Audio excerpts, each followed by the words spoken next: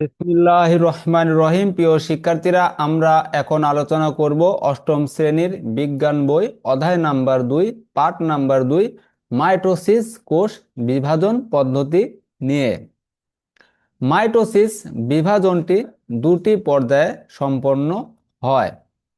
প্রথম পর্যায়ে নিউক্লিয়াসের এবং দ্বিতীয় পর্যায়ে সাইটোপ্লাজমের বিভাজন হয়।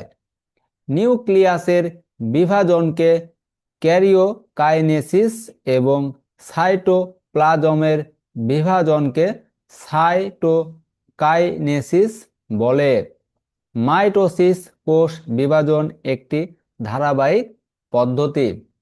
প্রথমে ক্যারিওকাইনেসিস অর্থাৎ নিউক্লিয়াসের বিভাজন হয়, পরবর্তীতে সাইটোকাইনেসিস অর্থাৎ সাইটোপ্লাজমের বিভাজন হয়।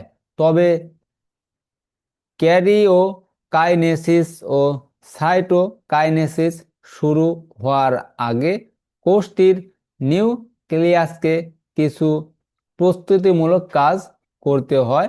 কোষের এ অবস্থাকে ইন্টারফেজ বলে।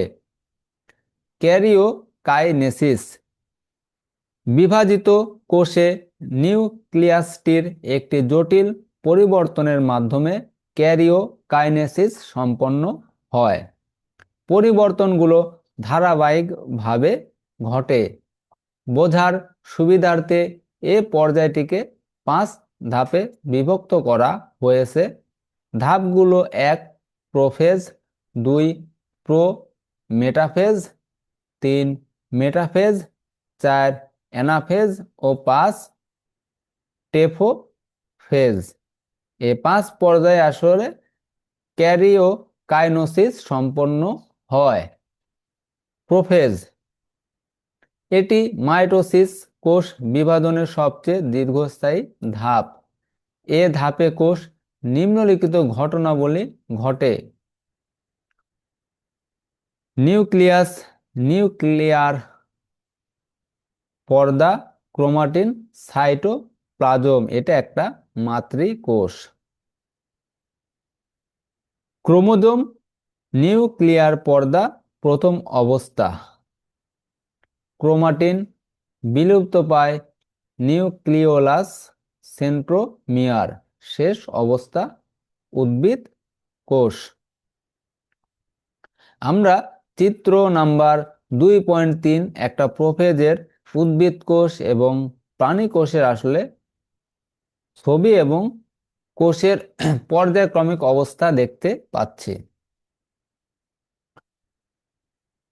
কোষের নিউক্লিয়াস আকারে বড় হয়। 2 নিউক্লিয়ার জালিকা ভেঙে গিয়ে কতগুলো নির্দিষ্ট সংখ্যক আঁকাবাঁকা সুতার মতো অংশ সৃষ্টি হয়, এগুলোকে ক্রোমোজোম বলে। এরপর প্রতিটি ক্রোমোজোম লম্বালম্বিভাবে বিভক্ত হয়ে 2টি ক্রোমাটিড গঠন করে। এগুলো সেন্ট্রোমিয়ার নামক একটি বিন্দুতে যুক্ত থাকে।